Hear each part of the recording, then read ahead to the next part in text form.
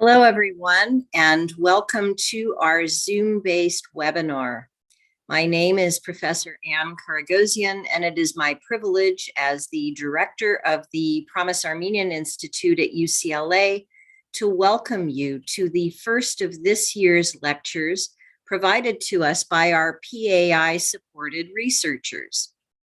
This lecture is entitled, "But the Expulsion is Not Everything," on the study of creative production, diaspora, and memory work, to be presented by Dr. Helen Makhdoumian of the UCLA Department of Comparative Literature and one of our 2022-23 Promise Armenian Institute postdoctoral scholars.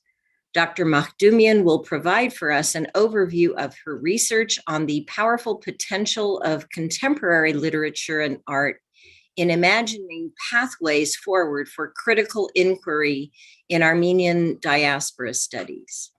We are also delighted to welcome to our virtual stage Professor Michael Rothberg, who is chair of the UCLA Department of Comparative Literature and Dr. Makhdoumian's UCLA-based research mentor.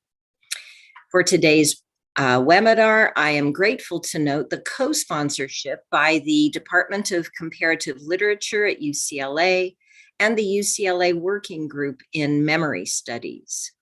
And on behalf of the co-sponsors here at UCLA, I would like to acknowledge our presence on the traditional, ancestral, and unceded territory of the indigenous Gabrielino Tongva peoples. And especially at this moment, I would like to express on behalf of our UCLA Promise Armenian Institute family, our continued horror and outrage at the humanitarian crisis that was triggered on December 12, 2022 by the blockage of the Sol Mountain Road linking Artsakh or Nagorno-Karabakh to Armenia by Azerbaijani activists. This blockade, which now has an illegal checkpoint, restricts the transport of essential food, medicine, and supplies, inflicting collective harm on 120,000 innocent civilians. And we call on the international community to accelerate humanitarian interventions and amplify pressure on Azerbaijan to end this illegal blockade. And now back to our webinar. My colleague, Professor Rothberg, will provide a formal introduction for our speaker in a moment. But let me note that for those of you watching live via the Zoom webinar platform, you have an opportunity to send questions to us by clicking on the Q&A button at the bottom portion of your screen and typing in the question. Please be sure to be as specific and succinct as possible in your questions, and we will direct as many of the questions as are practical to our speaker when she is finished. We anticipate that the webinar itself will take around 45 minutes, after which we will begin the Q&A portion of the event. Also, please note that this event is being recorded for future viewing at our Promise Armenian Institute website and YouTube channel. And in the unlikely event that this Zoom webinar drops for any reason, please just connect right back to the same link, as it will put you back into our Zoom session. And now it gives me great pleasure to turn the webinar over to Professor Michael Rothberg. Professor Rothberg is the 1939 Society Samuel Getz Chair in Holocaust Studies, and is also the chair of the Department of Comparative Literature and professor of English and Comparative Literature here at UCLA. He is the author of Implicated Subject, Beyond Victims and Perpetrators, Multidirectional Memory, Remembering the Holocaust in the Age of Decolonization, and is also the author of Traumatic Realism, The Demands of Holocaust Representation. Among his many honors is that he is a 2023 Guggenheim Fellow. So, Michael, I will now turn the webinar over to you for an introduction of our speaker. Hey, thank you so much, Anne, and thank you for inviting me to be part of this great event. It's my great pleasure to introduce Dr. Helen Makhdoumian today. Helen is a 2022-2023 Promise Armenian Institute postdoctoral scholar at the University of California, Los Angeles, where she's also affiliated with the Department of Comparative Literature. Previously, she was a Makhdoumian postdoctoral fellow in Armenian Studies at the University of Michigan, Ann Arbor. She earned her PhD in English from the University of Illinois, where I had the privilege of co-directing her dissertation with Professor Jody Bird. While at Illinois, Helen also completed a minor in American Indian and Indigenous Studies, as well as certificates through the Initiative in Holocaust, Genocide, and Memory Studies and the Unit for Criticism and Interpretive Theory. Helen is already a widely published scholar. Her public writing has appeared in various online venues, and her scholarly articles have appeared in such journals as Modern Fiction Studies, Studies in American Indian Literatures, and the Journal of the Society for Armenian Studies. As Helen's co-director, I am especially proud to report that Helen's dissertation won both the Charles Bernheimer Prize for Best Dissertation from the American Comparative Literature Association and the University of Illinois English Department's Peer Dissertation Prize. Helen is currently turning that dissertation into what I know will be a path-breaking book manuscript titled A Map of This Place, Nested Memory, and the Afterlives of Removal. Helen's book manuscript takes up an entirely original constellation of literary and artistic production. She looks at writers as well as some artists with diasporic Armenian and Palestinian backgrounds and puts them in dialogue with American Indian indigenous writers. If this seems at first like a surprising grouping, it's the great contribution of Helen's project that she not only makes this constellation seem credible, she makes it seem necessary. While the histories of Armenians, Palestinians, and American Indian nations are obviously distinct, and Helen never collapses them into each other, their juxtaposition is extraordinarily productive for thinking about different forms of mobility and loss and their impact on remembrance, relationships to land, and transgenerational and transcultural solidarities.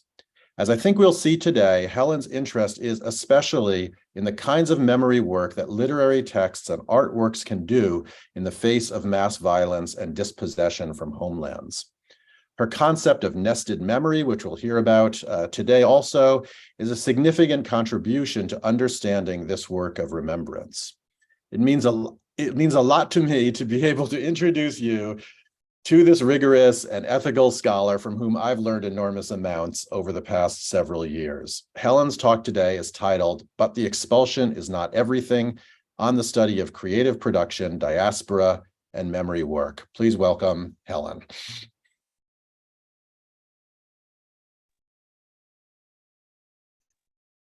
Perfect. All right. Wonderful. So thank you, Michael, for that kind introduction. Yes, we've been on quite a journey together, and it's nice to be here back in this space this year, of course. Thank you, of course, to the Promise Armenian Institute for the postdoctoral fellowship this year, and as part of that, the opportunity to think through my research with everyone in the audience today. So let me start by just doing a quick screen share. Perfect.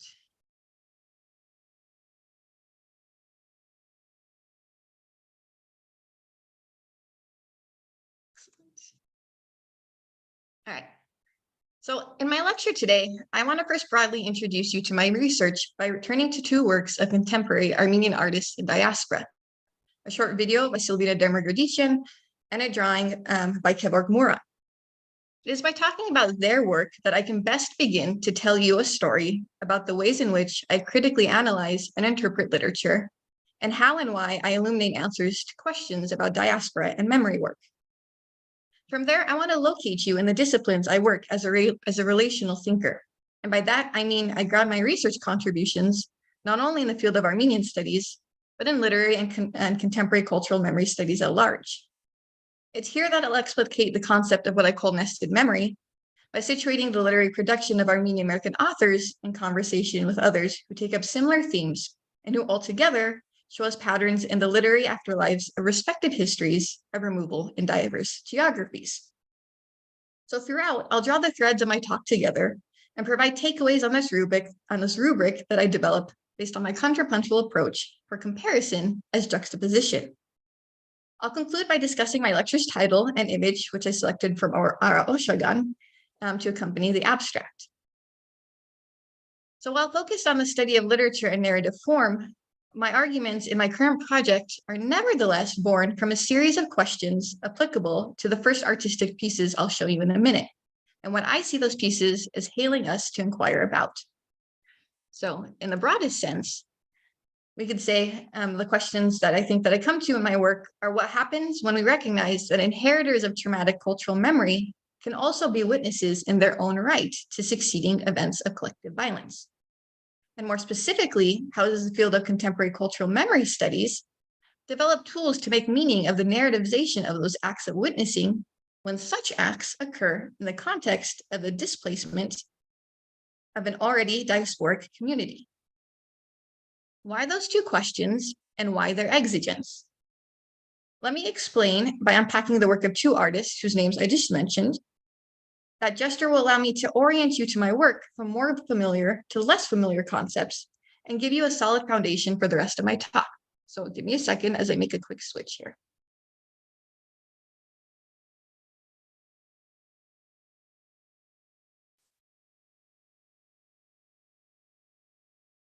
Just a heads up, when I play this video, there will be some silence and then you'll hear the sound kick in.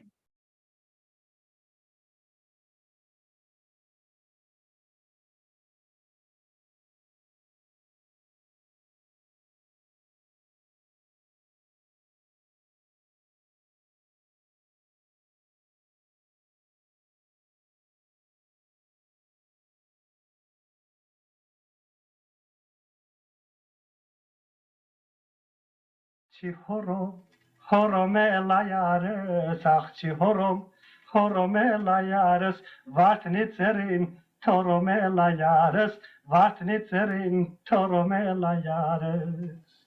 Horom elayares, horom elayares, vatnitzerin, torom elayares, vatnitzerin, torom elayares. Achchi horom gırığı kezdani, achchi horom gırığı kezdani, arjan çelar meketot darmani, arjan çelar meketot darmani. Horom elayarız, horom elayarız, vartnitzerin torom elayarız, vartnitzerin torom elayarız. Bacek asum horomin tarelen, bacek asum horomin tarelen, ochten ore sarume pahelen, ochten ore sarume pahelen. Horom keroge kestani, horom keroge kestani, arjan çelar meketot darmani, arjan çelar meketot darmani, randaratira tarararira randaratiram tarararira tarararira randararira tarararira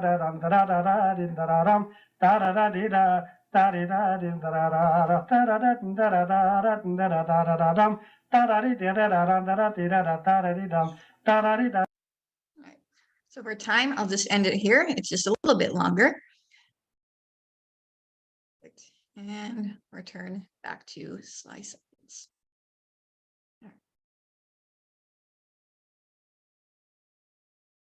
Perfect. Okay.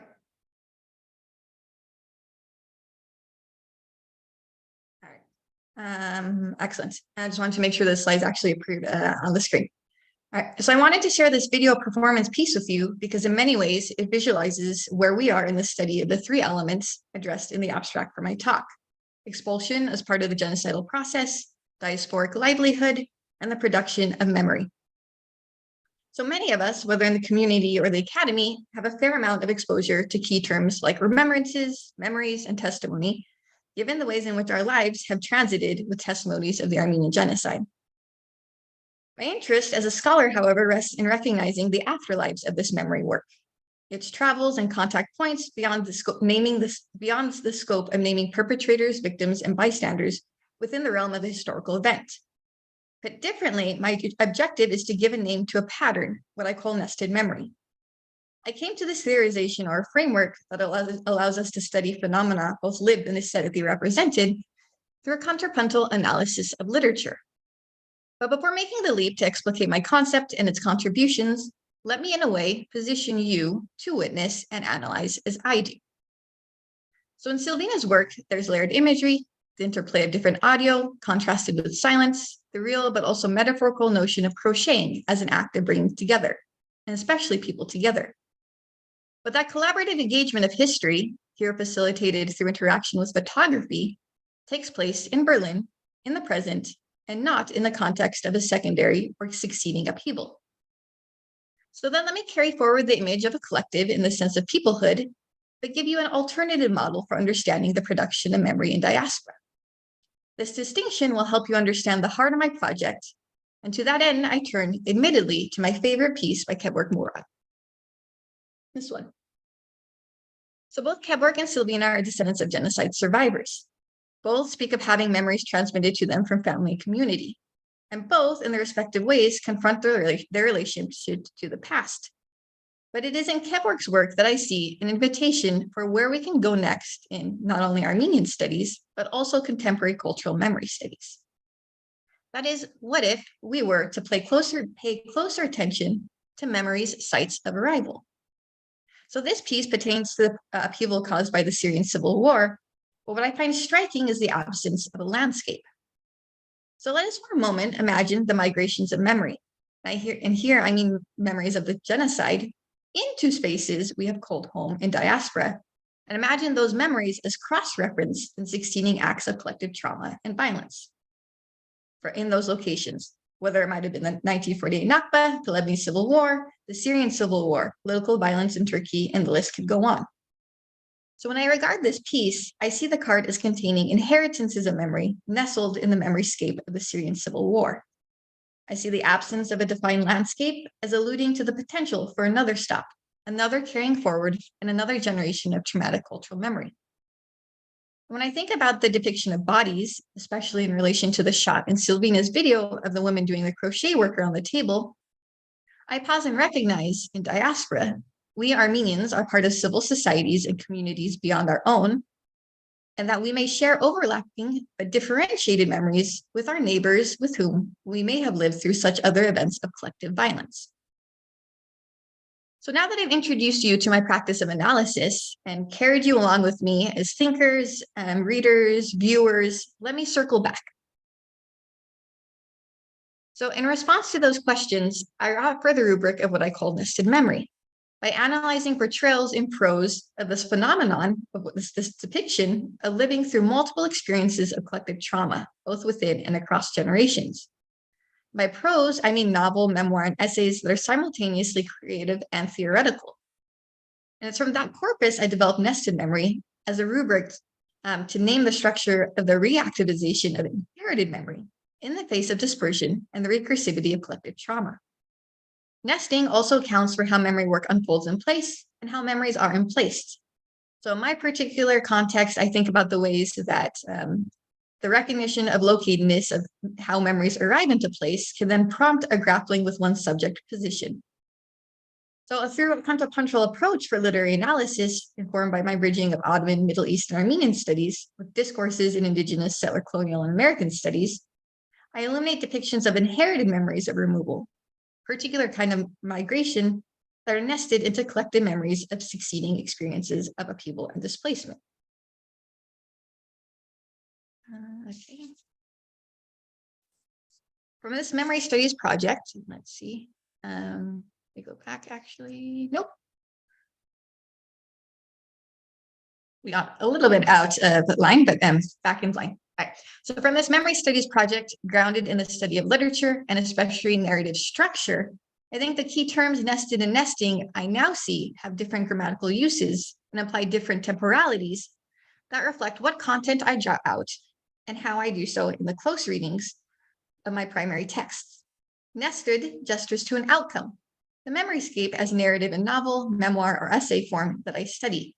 From a method of literary analysis, but threads of multi-generational inheritances of memory get pulled in the telling of a present or recently past act of collective violence.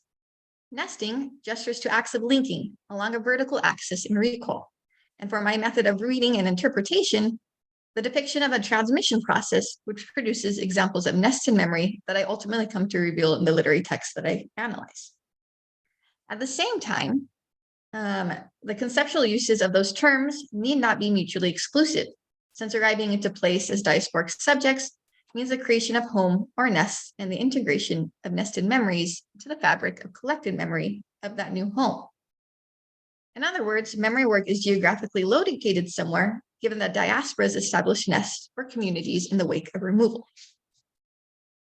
So with this grounding, let me pause here and further situate my research contributions to the fields that I engage. And for some of you, I know this information will be new, but for others, it will be quite familiar. So wherever you are located physically and in the spirit of intellectual curiosity, let what I'm about to share next serve as a prompt for us to come together and derive a holistic view of why this project that I've undertaken matters. All right. So admittedly, the terms that I use, transmission and inheritance, recall the language that theorist and cultural studies scholar and literary studies scholar Mariana Hirsch uses to define her theory of post-memory. At its core, the rubric of post-memory describes the relationship that the generation after bears to the personal, collective, and cultural trauma of those who came before, to experiences they remember only by means of stories, images, and behaviors among which they grew up. Hirsch identifies the term post-memory. She clarifies that the term post-memory names a phenomenon she observes from both her personal experiences and that which she sees happening in creative remediation. So thinking about this specifically in the study of the Holocaust, though she never explicitly says that post-memory is only applicable to the study of the Holocaust and transmission of memory in that context. So building on this, I think that the question, what does the structure of the intergenerational transmission of memory look like? It seems to have driven Hirsch to develop the framework of post-memory. And that question, I think, initially informed my study of this narrativization of the migration of memory. But I've since realized that my answer led me to focus on a different anchor point. Nested memory is the name for a phenomenon, similarly, but in this case, what happens with or to those inherited memories as they are reactivated, invested with new meaning, re-narrativized through accumulation across several generations of diasporic migrations marked by upheavals again and again. Yes, nested memory does rely on the notion of transmission, for in order for such circulations to occur, there needs to be some initial passing on. Ultimately, though, I see it as a theoretical tool through which to open space for a different emphasis for critical inquiry. Not just that memories get transmitted, but how and why those inheritances are revisited and transformed. So to describe my interventions in the simplest sense, I would say I think that nested memory attends to the continuation of that story, and thus the ongoing nature of memory production in the present, when the present is marked by both an inheritance and a new formation of memory marked by succeeding dispersions and collective violence. As I noted in my opening remarks, in applying this concept for the structure and narrative form, I bring in disparate histories of cultural trauma, literary canons, and bodies of critical discourse.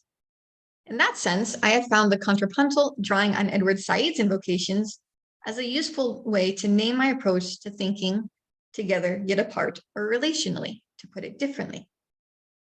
Conceptually, what grounds my contrapuntal approach is the notion of afterlives and removal. And employing afterlives, my project responds to popular imaginary, which has tended to understand violence as event-based and temporally bound. Additionally, I strategically use the word removal and not just a migration because it's terminology invoked in each of the cases that I study, and because it allows me to name the agency of political actors who initiate population movement policies. Finally, attentive to the afterlives of removal in the sense of its legacies in terms of remembrance practices, both in the context of the nation state and in reference to diasporic communities, as well as production of memory in the context of placeness and present struggle, my rubric of nested memory ultimately contributes to the overlapping, but also I think that distinct aims of three constellations of two words. First, this notion of this migration of memory, the mobility of memory across geopolitical and social cultural boundaries, or across media and form. And of course, Michael's work on multidirectional memory is exemplary of this mode of inquiry, and in that way, there's certainly an intellectual lineage behind this project. Second, the notion of migration and memory. So the study of how immigrants become part of civil society via participation in nation-state remembrance practices. And third, my particular interest, my addition, this notion of the memory of migration itself. Whereas we might have a tendency to think about attacks against the body, as is often the case in the study of memory, what happens when we think about representations of the migratory experience itself? So from this overview of my framework as a contribution to the field of contemporary transnational and transcultural memory studies, and my explication of the need to respond to and make meaning of creative production, let me now share some more of the origins that led me to choose the terminology that I did.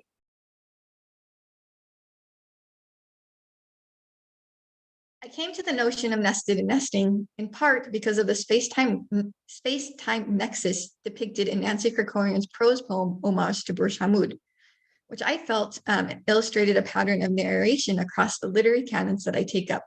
What she was doing in terms of depiction, in terms of time and space, I saw reoccurring, and so that was inspiration for me. That is, a prose poem unwinds from references of removal to orphanages, to the Lebanese Civil War from 1975 to 1990, to the present in the prose poem of 2008, when a refugee camp is on the cusp of being razed for a shopping plaza. My analysis of the space-time nexus depicted in the prose poem led me to prioritize the descendant as witness in the study of the transmission of memory in diaspora. Here, I refer especially to the penultimate stanza of the prose poem and this line: carrying leather suitcases to the airports, so many are exiled again. Passive voice obscures agent, allowing Krikorian to emphasize the recursive experience of exile. From there, I saw an additional critical opportunity open up. That is, to recognize the duality of bearing witness and witnessing means to recognize the agency of the descendant. In that way, a study of nested memory work that can arise is exigent because it nuances an observation Hirsch makes about her framework of post-memory. To grow up with the overwhelming inherited memories, to be dominated by narratives that preceded one's birth or one's consciousness, is to risk having one's own life stories displaced and even evacuated by one's own ancestors. Many of the primary texts I take up in my project, Inheritors of Traumatic Cultural Memory, revisit received narratives of removal to then make meaning of their own experiences of displacement, both the act itself and its aftermath, including kinship-making processes. My choice of terms, nests, nested, nesting, is inspired by additional references. So in a 2015 photography book on the contemporary Armenian community of Burj Hamid, Makhdoumian identifies the space as the bird's nest. The title recalls the bird's nest orphanage, which was once home to Armenian youth who survived the death marches to the Syrian desert. And what's more, Krikorian's poem features an epigraph, which I've included here, from Khalil Gibran. This notion of hearing a thrush singing while the nest is burning. I have to admit that strangely, in my initial foray into this project, I hadn't considered the imagery of flight associated with birds. And so now I'm thinking through the imagery of the nest, which corresponds to notions of homemaking and containment in relation to notions of flight, movement, and migration. So stay tuned on that front. But to return to the literary archive, Krikorian's representation isn't a one-off case in the Armenian context. And as an interdisciplinary scholar who reads widely outside of theory and literary studies, whose discourse and scholarship on respected histories of collective violence and their legacies, which made connections for me or prompted me to make connections. So on this journey of developing this project, the question became, could the possibilities for generative thinking that I saw come alive before me in fields outside my own serve as inspiration for and productively inform project on the study of literature? The answer I happily found was yes. So let me, in the next turn of my talk, give you a sampling of the archive of primary texts that I take up, and in thinking relationally or contrapuntally, begin to build nuance for potential applications of this rubric. While the texts I'm about to share creatively engage histories of removal and dispossession, I want to be clear that I recognize distinctions, and not just how these acts of removal were carried out in the process of nation-state building, but also in how the duration or periodization of dispossession is understood by respective communities whose works I take up, as well as in respective scholarly discourses on the temporality of dispossession. So let's dive in, starting with one prevalent element of narrative craft that I see recurring in novels in my corpus of texts, And that is novels which feature a first-person narrator who confronts collective violence that she just lived through, such that the novel reads like a kind of autobiographical account of the protagonist. So on that count, on that element of narrative craft, I give you Nancy Krikorian's All There Like There Was, and Patricia Serafian Ward's The Bullet Collection. So All the Light There Was unfolds before, during, and immediately after the Nazi occupation of Paris from 1940 to 1944. And the novel, again, this is novel, Marl Prigorian, the first-person narrator, witnesses the start of the occupation as a 14-year-old. But in the first chapter, she remembers the past from an unmarked time in the future. So in Patricia Serafian Ward's The Bullet Collection, the protagonist, the narrator, Mariana, recalls the past from her position as an 18-year-old in an unidentified U.S. New England town, 8 months after her family is exiled there from Beirut as the Lebanese civil war comes to an end. So I could summarize the structure of these novels in this way. It's going to be messy, but it's going to be deliberately messy because I want you to think of the words witnessing and the layers of witnessing that's happening. So I see the structure of these novels as kind of a processing of one's witnessing while unknowingly bringing forth the witnessing of the previous generation's witnessing, how they are revisiting that themselves. So let me show you. In one scene set during the war, Mariana, again, in The Bullet Collection, her great uncle and his wife lose their store in Beirut because of a bomb explosion. So in response, the adults remark how terrible to suffer so much at the beginning of their lives, and now this. As a reference, Mariana doesn't grasp until she gains insight from another character, a cousin in Rome, who speaks of the family history, and here's the language that Ward's using here, through the eyes of an exile. So in Krikorian's novel, as a juxtaposition, several scenes betray that memory has been withheld until the present, exemplified, for instance, in the statement that Marl's father makes. We're staying put. The last exodus we saw led straight to hell. I think if we are to take anything away from these novels' depictions of memory work, it is that a latter event of collective violence can inform what comes to the fore in the narration of a past one and vice versa. So let me contextualize. I think in the Armenian case, scholarly discourse accounts for the genocidal process as a sum total of different acts of perpetration. It seems to me that in aesthetic representation, it is the act of removal that is predominantly portrayed. And at least in these novels, it is the experience of expulsion and exile that prompts the cross-referencing. So then what might novels like these matter for the themes I raised in my abstract? Our wonderful colleagues next door are working on a timely project. So then we might ask, if we are to pull back from inspiration from these novels, how will nested memory work in these newly accumulated oral histories through this My Armenian Story initiative? Will those oral stories become testimonies if they discuss succeeding acts of collective violence and trauma? And what comparative memory work will these oral histories or testimonies give rise to? There is then a need for a two-pronged analysis, a need to hear the testimonies within testimonies, or all oral histories within oral histories, and a need to hear by studying oral histories and testimonies across national and cultural contexts. Now, Krikorian and homage to Burj Hamoud and All the Light There Was, as well as Ward in The Bullet Collection, give us a way to think through the afterlives of territorial removal and dispossession, as that experience is narrativized, enlivened, thought through, and invested with new meaning in one succeeding contact point of collective violence. But of course, as my corpus of primary text illustrates, altogether, the story isn't just here we go again, but perhaps and again and again and yet again. And once again, literature prompts us to think of recursivity in terms of the cyclical nature of pulling threads of memory or nestings of memory beyond just a second event of collective violence. So in the next turn of my talk, you'll see why I gave you that specific image of Kevork Murat's to hold on to. And here, let me juxtapose the Anglophone literary afterlives of the 1915 Ared, translated as catastrophe, and the 1948 Nakba in the Palestinian case, also translated as catastrophe.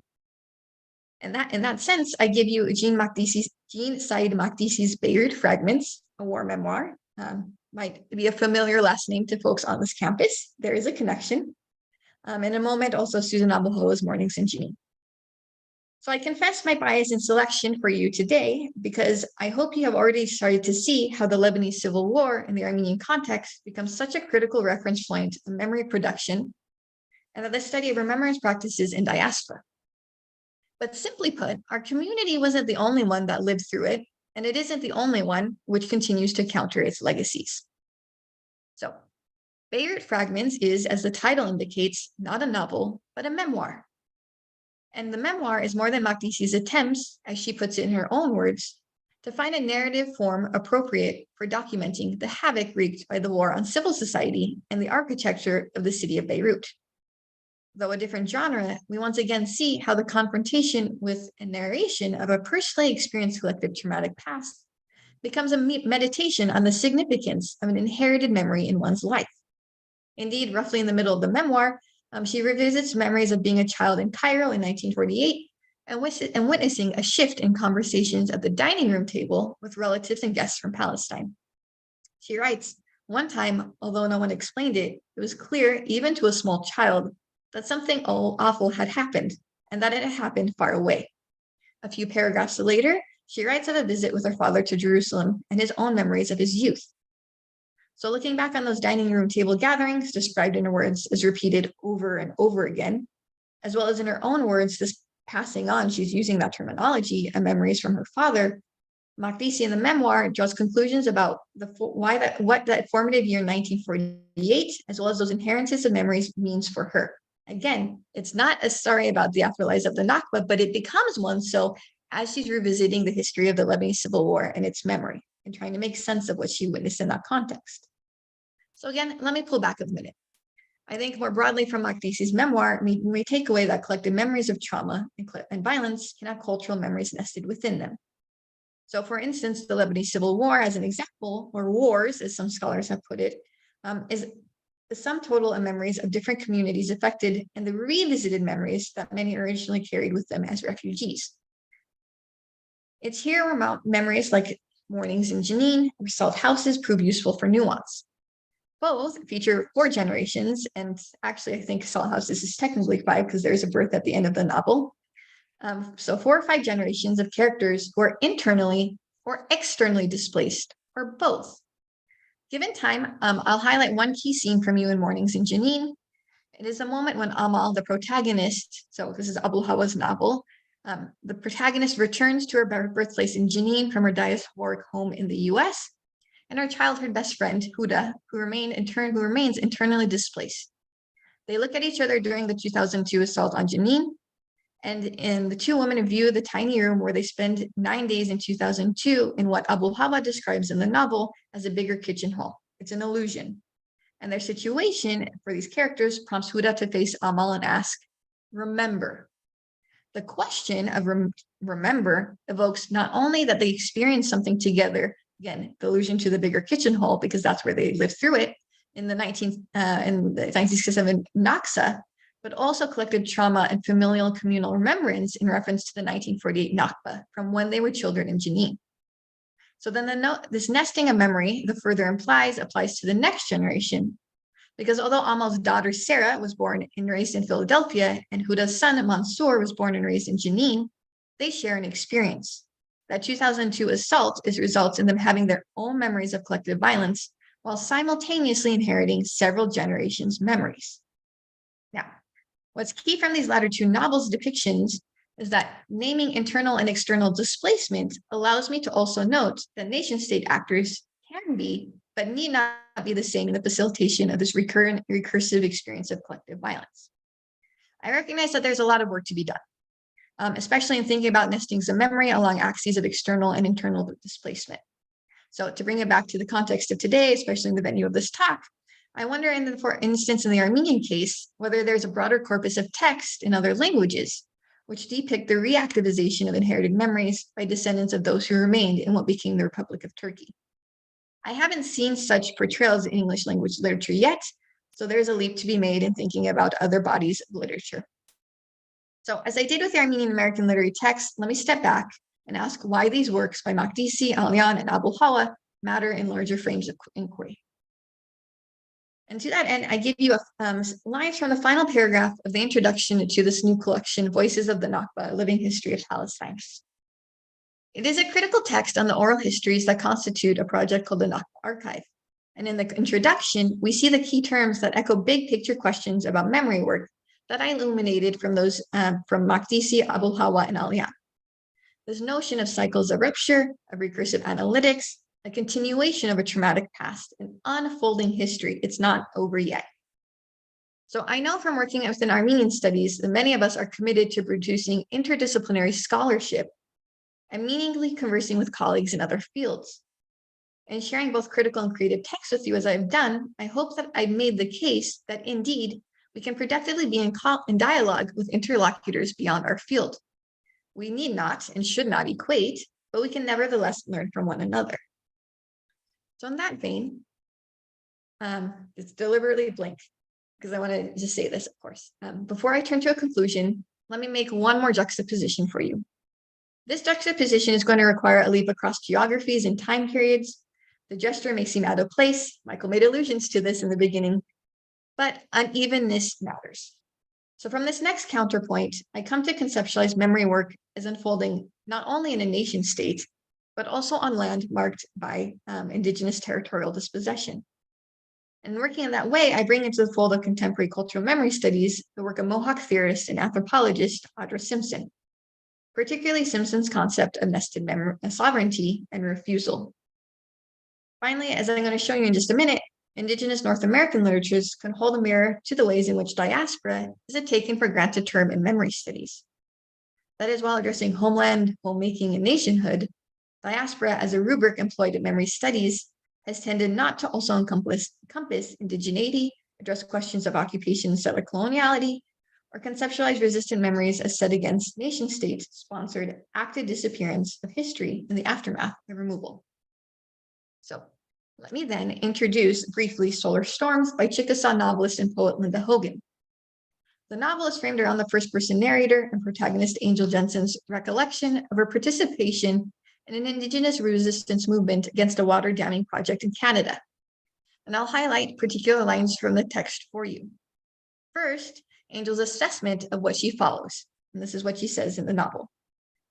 It happens that in a crisis, all the time between one history and another falls away. It disappears, the two times come together, gathered as one, remembered. Second, elsewhere, Angel observes that if the dam project continues, the lives of the people who live there would cease to be, a way of life would end, and yet another act of displacement and betrayal. So here are those key words, histories that come together in that moment, and the notion of yet another act of displacement. Moreover, as Angel recalls the resistant movement from a temporal distance, she references memories passed on to her by the women in her family, starting 4 generations back. If you notice a trend of several generations, the telling about a displacement that becomes a retelling about previous displacements is also now starting to sound familiar, right, as a narrative structure. So what threads get pulled in an Angel's account of the damming in the present, the damming of the waterways? The answer, multiple removals. So the US foster care system removes Angel from family and community and sends her to Oklahoma. I think the choice of Oklahoma is purposeful on Hogan's part in light of the forced removal of Southeast American Indian nations from their homelands in the 1830s to Indian Territory, land from which Oklahoma was created as a state. She is also a Chickasaw, and her nation was removed. And again, this is why I'm speaking about a leap across geography, time, and space. But in the novel, during the activism, Angel learns from the women relatives about the history of Indigenous residential and boarding schools in Canada. And that language within scholarship and lived experience is also discussed as a kind of removal. So to make my own recursive gesture, why do texts like Solar Storms matter for my exploration of nested memory? I won't turn to testimony or oral histories to answer that question this time, but I will cite 2 recent arguments, let's say representations in literature, or how one might speak of the removal of Indigenous nations in the US. First, a quote by Joy Harjo, a Muskogee Creek author whose own nation was removed among the Southeast American Indian nations. In her memoir, Harjo writes, At that point in my life, my late 20s, Oklahoma meant a trek to heartbreak to what began as a kind of refugee camp for natives moved at gunpoint from the east, followed by droves of settlers who established their laws, their churches, and deemed us second-class citizens. And second, these lines from the poem titled 38 by Oglala Lakota poet Layli Long Soldier, in reference to the removal of Dakota nations. Just give me 1 second. And I've given you, I thought the easiest way to show you this was to just give you a snapshot of what the lines look like on the page itself. Perfect. Okay. I think the use of exile or displacement, or the use of exile or the description of refugee experiences may surprise many of you in the audience, given U.S. popular imaginary does not utilize such terms when speaking of the founding of the U.S. Through genocide or dispossession, if that founding history is presented as such at all. Again, look, were relocated or forced. This means they were exiled. So let that observation of ways in which exile or forced relocation, refugee, that might not have been always used, serve as an observation for one last takeaway. That is, these works by Hogan, Harjo, and Long Soldier cement the notion that shared terms can serve as potential possibilities for analysis that can open up the fields of contemporary cultural trauma and memory studies to new geographies and reckonings with the afterlives of different forms of collective violence. By shared terms, I mean how respective histories of originary violence for nation-state building are discussed in scholarly discourse and in creative production, as I've just shown you. But at the same time, my analysis of these works, and more broadly of the American Indian impersonations texts I take up, I think reinforce the need to nuance, and the need for nuance and the potential reach of this framework that I called nested memory. Indeed, while I have throughout my talk illustrated resonances in narrative craft from a breadth of authors, I think throughout the most difficult, yet arguably most important task I've had before me has been in keeping the historical circumstances of each instance of removal and dispossession in my purview. And so it's on that note, let me bring the nested memory work with Hogan's novel forward as a framework to illuminate the longest stretch of dispossession.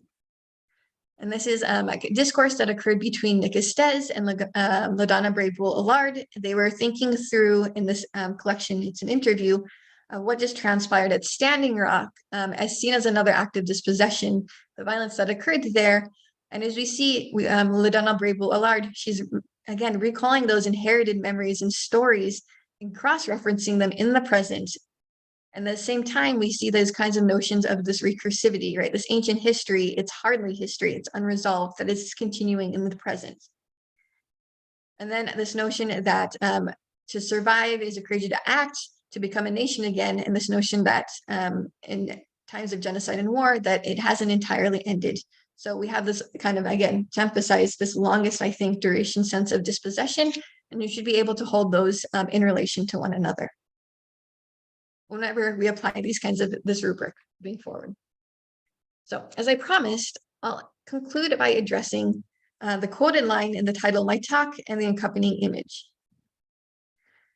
But the expulsion is not everything comes from the translation of a piece by Krikore Beledian found in Ara Oshagan's recently published photography book. On the slide, I've given you Taling Boskerician and Christopher Millis's translation to English. It has a particular context. I can't give you the entirety of the piece. It's complex, but I really, in visiting and encountering this piece in the recent, let's say, past, that notion, expulsion, but expulsion is not everything, I think is evocative of the storytelling that creative producers and critical thinkers are doing inside and outside of Armenian studies. Yes, the expulsion matters, but we have a lot of work to do in terms of thinking beyond just the temporality and the historicization of the event. And additionally, I developed my research by focusing on English language texts. I think, if anything, Beledian's essay is a positive sign that nested memory may be applicable to the study of literature in Armenian. To be determined, hopefully, one day in some way, shape, or form. And in terms of that image, I chose it because, again, it's my favorite among the corpus, among the series. I have a little bit of bias in my image selection. The background photo is of downtown Beirut in 1992, shortly after the ceasefire and the end of the war. The woman is a librarian standing in the library at the Gemnaran School in Beirut. I didn't actually know that when I picked it. I just, was drawn to the bookcases, admittedly. But my selection bias aside, I think the photo seemed most appropriate for visualization of the content of my talk. Because as I've just shown, it's through the study of literature, and in particularly illuminating theory that literature provides for us, that I begin to confront and understand and undertake the mountain of work that we have ahead of us in the study of the legacies of removal, especially in terms of regarding memory production and dispersion. I think Armenian studies scholars can play an integral part in taking up such critical inquiry.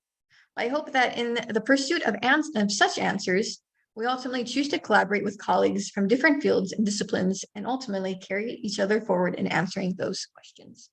So a positive forward-looking note seemed most appropriate to end on today. Thank you.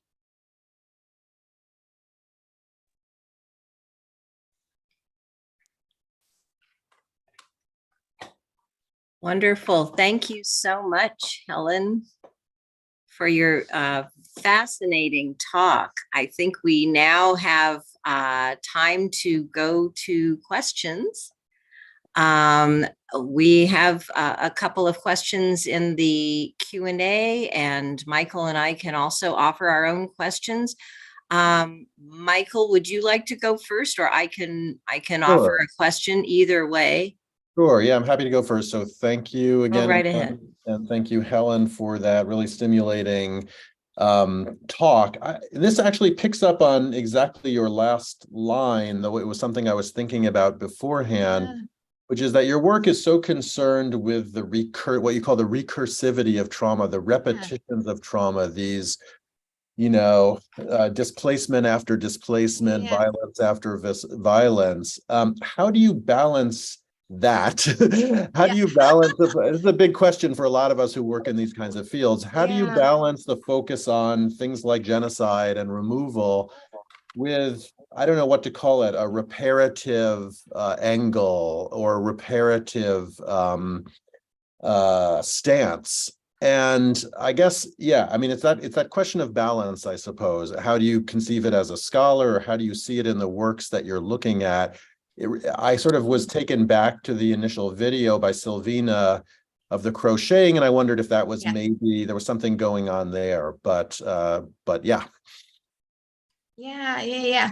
Sure, right. I think that, so I think there are a couple of things that are happening. So, I mean, you've kind of had the background origins and development as you saw it unfold. I think when I came to the project initially, again, I was moving through the project by different means. So one, thinking through the ways in which that literature was producing and showing this, that it was present, and that I somehow fortunately stumbled across these kinds of this repetition, this repeated pattern in this broad corpus of texts. On the other hand, as I was thinking through and reading through a broad corpus of texts from scholarship, it seemed to me that in a lot of the contexts, whether it was the Palestinian Nakba or whether it was the Armenian genocide or whether it was thinking about removal, the memory, the discourse of memory was always just focused on that kind of originary moment, that foundational violence, and not necessarily its legacies. So there was this kind of imbalance or this not speaking to that I saw happening between the literature, the literary text, and then where the scholarly discourse was in the respective fields that were speaking about these histories of collective violence. And so my entrance was then to just pick up where the literature took me and to think through and start actually giving a name to that repetition and that kind of drawing out and the narrative craft. I think you're right. So the question becomes, what's at stake? Do these histories of diaspora, must they always be told? Or these histories of dispersion, must they always be told and regarded and understood in relation to violence?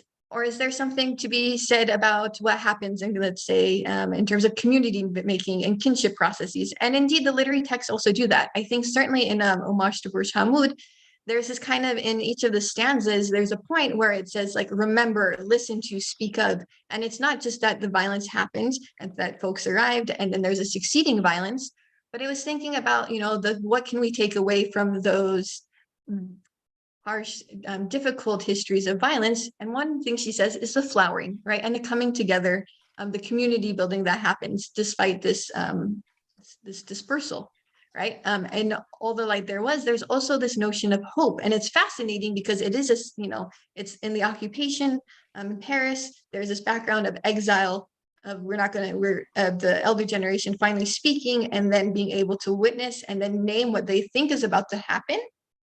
And this fascinating thing is there are proverbs in the novel, and those proverbs are about hope.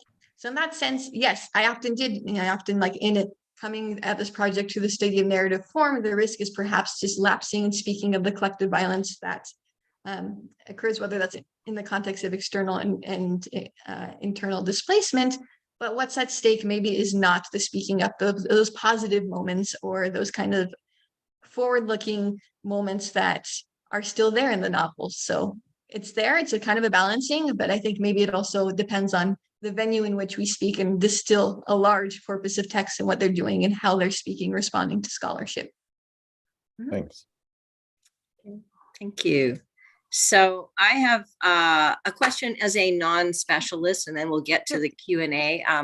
So in terms of the relationship that the memories of the generation after have, or the generation after that, that they bear to the personal trauma of those who came before, could you elaborate on how those are going to be different based on the degree of trauma or life challenges that the descendants themselves have experienced? So, for example, a grandchild of an Armenian genocide survivor who grew up in the United States with, relative safety versus the grandchild who grew up in Beirut during the Lebanese Civil War and experienced that kind of trauma. Maybe you could elaborate. Yeah, great. Good. I love this because it's one of my favorite points for various reasons. Yes. And I think you actually you raised the question, and you've been raising the question, you're going to nuance a thing that I like to think through.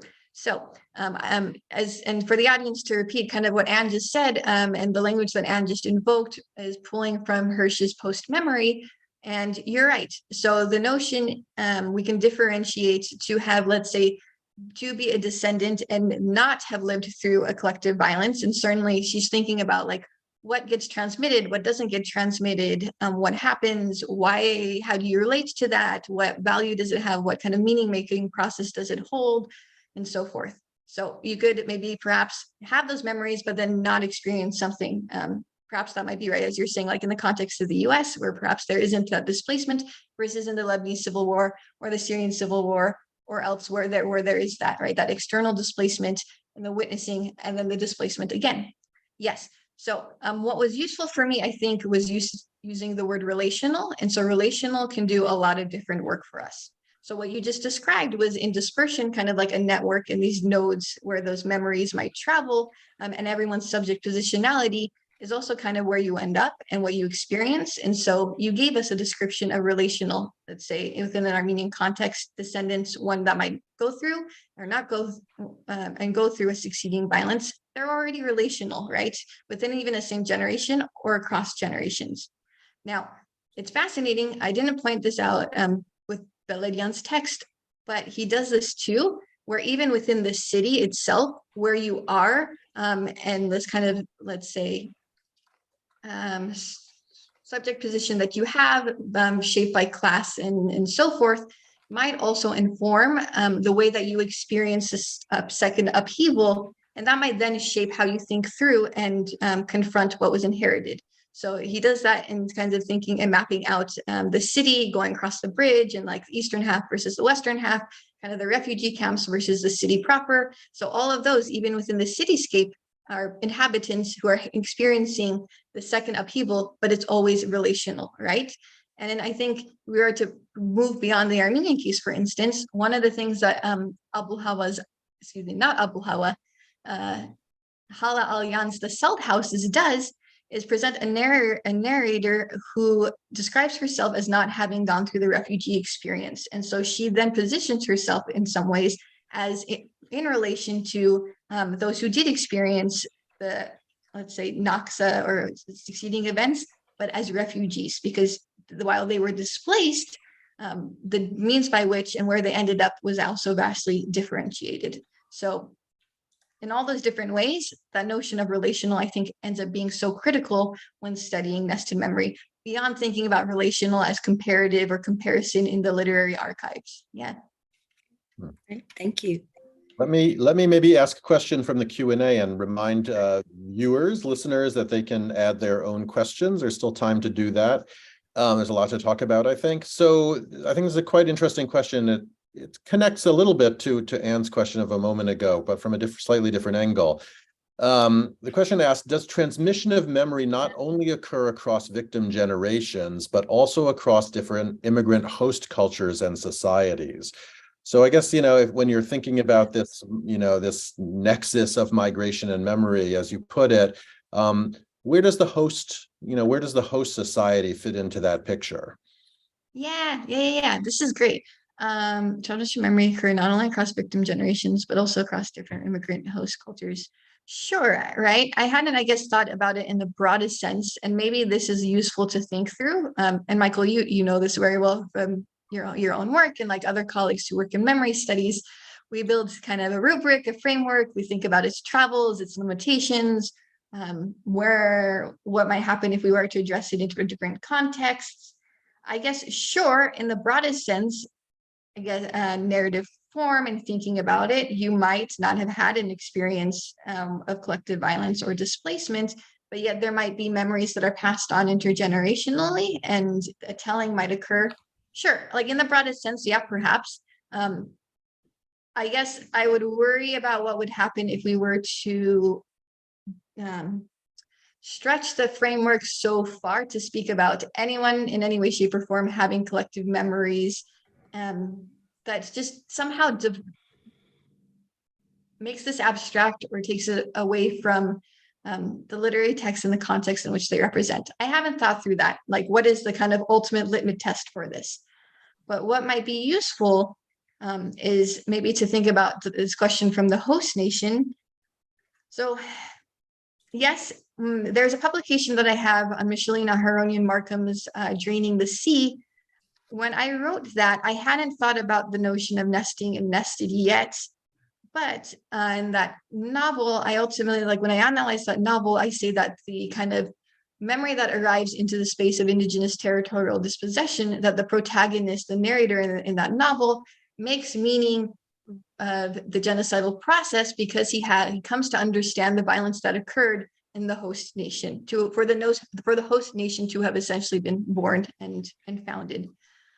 So in that sense, I think what's useful in also thinking about nesting is that those several layers of memories can also be carried into places. So in the context of that novel, their second generation ends up in Beirut, and then the third generation ends up in the US, but it's in the context of the US that the cross-referencing memory confrontation of what happens in the US with indigenous dispossession prompts for the narrator the use of the term remove. And of course, Micheline Aharonian Markham, as a novelist and as an individual, has spent a lot of time thinking through precisely these different histories of settler colonialism. As someone who was born abroad, I think in Saudi Arabia, but did her work here in the US and has studied here and produced here. So in many ways, the host nation is useful, and especially the host nation in the context of the US for these kinds of explications of what happens when those nested memories arrive and how they might be generative.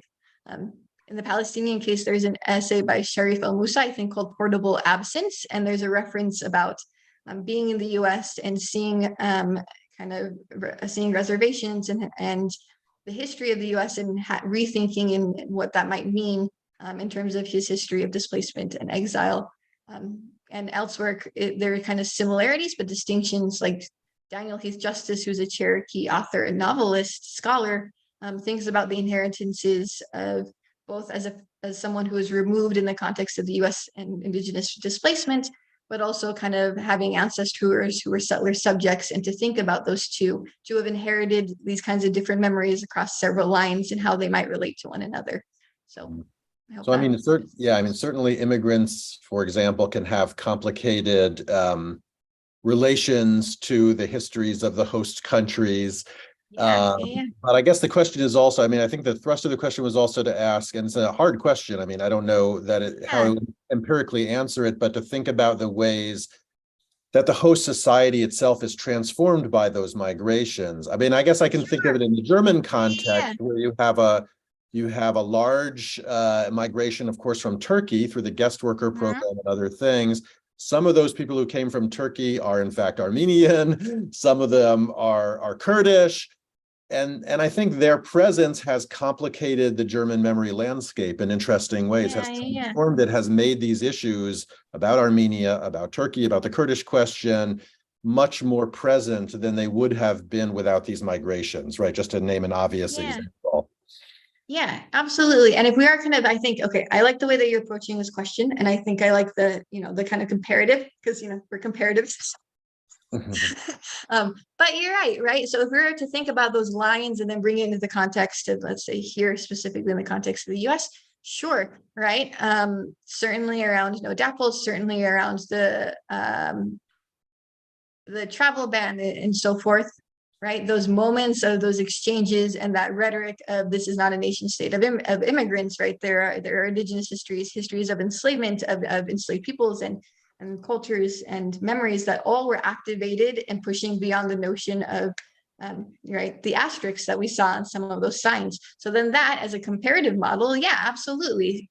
Then the host nation itself can be rethought through, reimagined, enlivened through these different kinds of memories through perhaps dialogue. And I think, Michael, that's what you're kind of pointing to is, what kinds of dialogues happen among people in the host nation who are potentially displaced, the kinds of connective works that happened, whether those are immigrants or individuals who arrive, migration in the biggest sense into the space, or who are already here, and those dialogues that can happen. That's a useful way to think about and make those kinds of juxtapositions, as it were.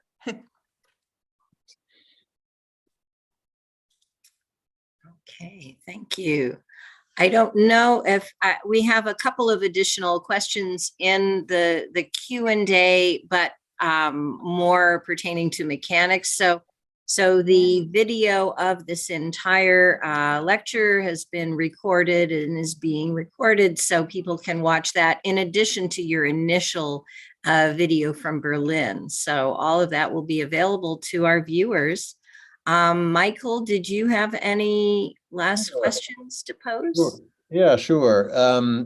I'd be curious. I mean, your work is already very expansive, obviously. I alluded to that in the introduction, and I think you show that as well in your practice. I don't know anybody else who has brought together these three cases as you have. So you're doing a lot of work already, and I certainly appreciate that. I wonder, like, this concept of nested memory, which I think is an important, I'll say, supplement and rethinking of post-memory.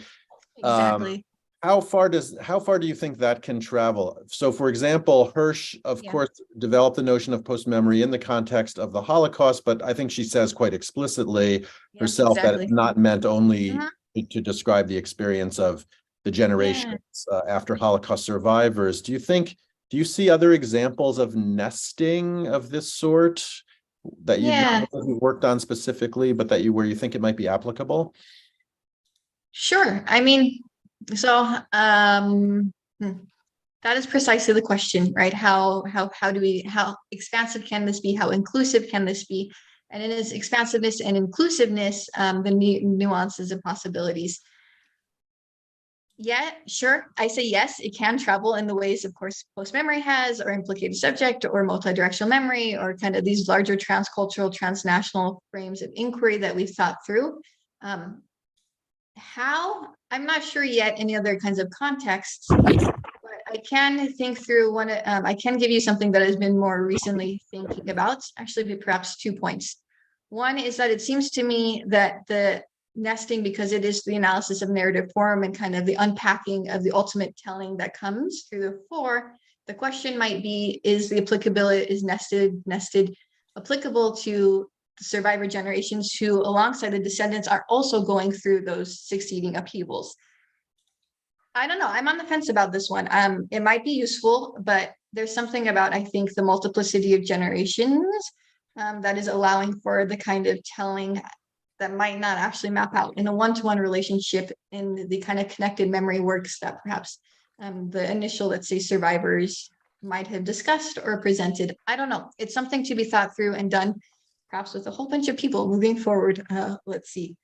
And I think that the other kind of thing that I've been thinking through has been, of course, through the word removal in a particular way, because this came up as I was working on the project. I can't remember the actual video, but removal came up in the context of Japanese internment. And of course, it's, as I said, removal of Native peoples in the founding of nation states, and that's how I defined it.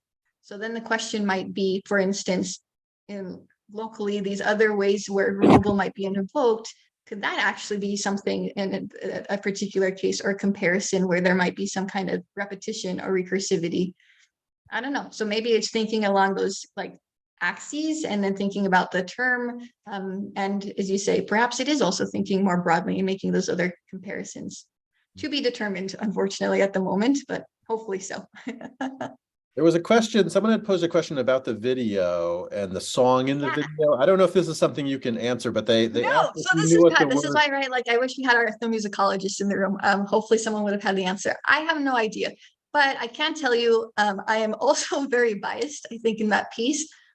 So the voice that you hear makes a reference to the name Heigl, which is actually my grandmother's name, and I was supposed to have been named after her, but didn't. I ended up with Helen, which is a story for a different day. But so I just, that's the one thing that I think resonate with. But who the singer is and the context, I don't know. Silvina is a wonderful human being, so perhaps we can find a way to get an answer from her, or certainly by looking at it. It is online. The Vimeo video is online. And I think they're kind of maybe a description of like the producer and the individuals involved. So we can find an answer. I just don't have one, unfortunately. And Silvina, as an artist, I guess, who is of the Armenian diaspora, who grew up, if I'm not mistaken, in Argentina. Yeah, exactly. Right. And that might have been another case. Yeah, precisely. Like, right. And I think this is fascinating, Michael, because, you know, you in the context that you also work, you know, then and that we work, and maybe let's say other scholars interested in the study of genocide, has been the contact point about thinking about the Saturday mothers. But I have actually wondered, like, and I haven't asked this to Silvina, or I haven't asked this to Armenians from Argentina, but like, what happened? Were there, like, to have witnessed these other experiences, or certainly the similarity, not the equivalent of the experience of the Saturday mothers, or perhaps the mothers in the plaza in Argentina and elsewhere, right? Were there potential contact points? Again, something to be determined, something to be found out. And again, hopefully soon. Maybe as a last question, could you just say a little bit more about the piece by Krikor Beledian that you mentioned at the end, and which gives you the title of your talk, but the expulsion is not everything. Maybe say a little bit more about that phrase and the piece from which it's taken. Yeah, great. So there's a funny story behind this piece. Okay. So backstory, all things are connected in diaspora, and all things are connected to diaspora at UCLA, it seems. So UCLA, a few years ago, you guys hosted a conference in honor of Khachik Tololian on his work on stateless power and diaspora. And it was actually being here in 2019 in that audience that I did meet Ara and others, including dear colleague Hura Yulmashekian, whose work I didn't actually take up, unfortunately, in this project. But we continue to have conversations since then. And I think if I think back, I do wonder if on that day, maybe we didn't have the language, but the expulsion is not everything. But perhaps that's what we were thinking about what can we study in diaspora, what can we name about diasporic experiences in the Armenian context that did recognize the fundamental role that the genocidal presence in its afterlives played. But also not just thinking about that as the only thing that we studied in diaspora, and as to reveal and illuminate histories of diasporic experiences. But in the wake of that, Ara and I had conversations, and when I threw the phrase out, nested at the time, and he said, yes, that makes sense, because he was thinking about the actual essay which appeared in the piece, and I had not seen. And I only just recently, got it 2 months ago. So Michael, if you were wondering why it didn't ever appear in the dissertation form of this project, that is why. But I think what I love about this piece, so there's the ending, for instance, and it's just depicting kind of like the exile, the unknown station. This is the line: the exile's unknown station from which all the others begin. They branch out across the expanse of the world. Again, this is Tallinn and Chris's translation. And then it mixes references to Australia, Uruguay, China, or America, and meeting descendants of the other world. Now, what's fascinating is I think in context, that reference, meeting someone who is a descendant of the other world, is kind of doing two things. It could be the other world in terms of like ancestor homeland, but other world as, the stop before or in diaspora. So somehow the diasporic experience and what happens perhaps living through collective violence, those becomes the stories that become a fabric in a transnational, transcultural, global, let's say Armenian connectivity. And so for me, what I like about this piece is not only is it thinking about and representing, let's say, the afterlives and refugee experience in Burj Hamud, those kinds of relational experiences, but I think it's like, in a way, making that intervention of thinking about diaspora, or diaspora in terms of connection and kinship building, is defined by these various stops that you might in diaspora come across someone who lived during the civil war, and then you start storytelling and you produce those identities and those kind of kinship networks that I think hasn't always traditionally been understood in relation to, of course, genocide and its afterlives. So I think it's making a lot of interventions in how we think through, or can make those interventions if we sit with it. Originally produced in Western Armenian, translated into English. So. Okay, thanks for elaborating on that. And thank you for a wonderful lecture and raising so many important questions. I think both, I hope I can say for Armenian studies, but for a lot of other diaspora groups as well as non-diaspora groups as well, and for memory studies as a whole. So thank you very much. I'm going to now close our webinar by noting on behalf of the Promise Armenian Institute here at UCLA that there are a number of events coming up in May that will be accessible via the Zoom webinar format, just like today. And you can find out more by visiting the PAI Institute's website or consulting their social media accounts and get more details there. And I want to give a big thank you to the PAI Deputy Director, Hasmik Bagdasaryan, for her hard work in making this event possible. And I want to thank all of you for joining us today. So thank you very much and have a good rest of the day.